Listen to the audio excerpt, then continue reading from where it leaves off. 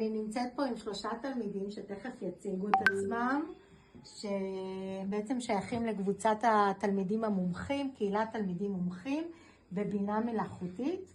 אנחנו מוציאים לכם, הורים יקרים, ברושור שמסכם את העשייה שלנו, ואני ביקשתי שהברושור, מי שיכין אותו, יהיו התלמידים של הקהילה, ושלושת התלמידים הללו ביקשו לראיין אותי. אני אביתר מכיתה 1 מהנבחרת מחשבים. גם אני מכיתה 1, קוראים לי יאלי, וכולנו פה מנבחרת מחשבים ומכיתה 11. שמי דן, A1 ונבחרת מחשבים. אז שלום לכם, צהריים טובים, ואני שמחה שאתם פה. למה רצית לנהל את בית הספר הזה? מה שכנע אותך?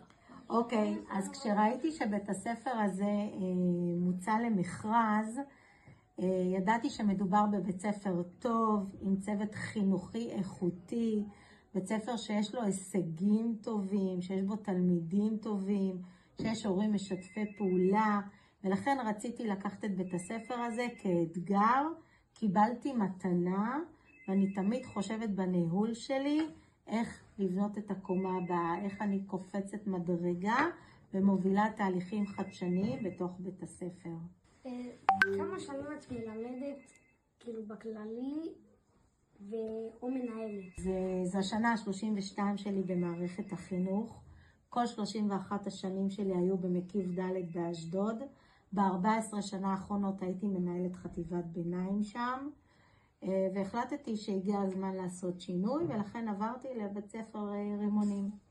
למה בחרת ליצור כאן קהילות? אוקיי, אני מאמינה שהתלמידים בבית הספר הם כוח.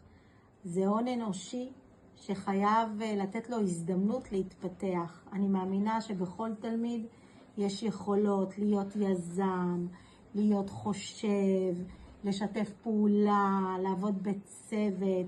אני מאמינה שהתפקיד שלי זה להכין אתכם לחיים האמיתיים.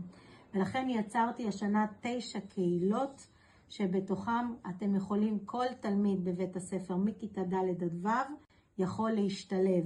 אני מאמינה שהקהילה מייצרת סקרנות ומצוינות ולמידה עצמית ושיתוף פעולה ויזמות. חשוב לי שכל תלמיד יהיה שייך לקהילה. כל תלמיד יהיה משהו שהוא רוצה לפתח וליזום ולהתקדם.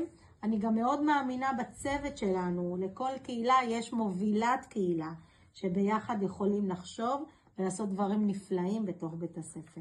איזה רעיונות יש לך להמשך השנה? אז יש לנו כמה רעיונות שאני והצוות החינוכי פיתחנו. היום אנחנו מתחילים יוזמה נוספת שלנו, שקוראים לה המפה המנצחת שלי, התמונה המנצחת שלי.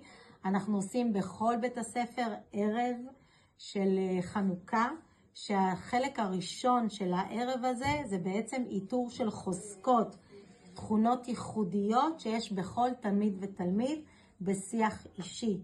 התלמיד יבנה את התמונה המנצחת שלו, אנחנו בקהילת מורים מפתחים את התמונה הזו, אבל יהיו בה כמה תחנות, והיום גם ההורים ישמעו תחנה של חוזקות, שהיום אנחנו מאתרים ביחד את החוזקות של הילד. לאחר מכן יהיו יעדים לימודיים שילד מציב לעצמו, מי עוזר לו, מה העוגנים שלו. יהיה גם מעגל שלי ושל הקהילה, איך אני מרחיב את מעגל החברים שלי, מה זה חבר טוב, איך אני בוחר את החברים שלי. יש מעגל נוסף של תרבות הפנאי, מהם התחביבים שלי, תנועות, ארגוני נוער, מסיבות שאני הולך ואני שותף עם החברים. וכך בעצם כל תלמיד בונה לעצמו מפה, שהוא שם לעצמו את הכוחות שלו, את היעדים שלו, את העוגנים שלו, וחשוב לי שאחרי כל יעד הוא מסמן לעצמו וי וממשיך למטרה הבאה. המפה הזו, כל תלמיד יקבל אותה בסוף שנה, עם מפה שמתפתחת ודינמית, והמחנכת מלווה כל תלמיד ותלמיד בבניית המפה המנצחת שלו. איך את רוצה לקדם את בית הספר? אז אני רוצה לקדם את בית הספר למצוינות רב-תחומית. זה מה שחרטנו על דגלנו. כל ילד בבית הספר הוא מצוין בתחום מסוים. גם בתחום הלימודי, חברתי, מעורבות בקהילה, בינה מלאכותית כמוכם. זאת אומרת, יש הרבה תחומים שילדים יכולים להצטיין. היום, לדוגמה, בבוקר, קיימנו את המפגש סביב שולחן המנהלת, קיבלו היום מתוך 19 כיתות, שני מצטיינים מתוך כל כיתה. זאת אומרת 38 תלמידים מצטיינים קיבלו היום תעודות. על מה? על התמדה, על השקעה, על לב גדול, על חיוך, על עזרה בכיתה, על התחשבות בחבר, על הרבה מאוד דברים. אני רוצה להוביל בית ספר שמדבר ערכים, חי ערכים, ושלכל ילד ירגיש שהוא שייך לבית הספר, שבית ספר רואה אותו, יש לו מקום בבית הספר, והוא מתפתח בקצב שלו.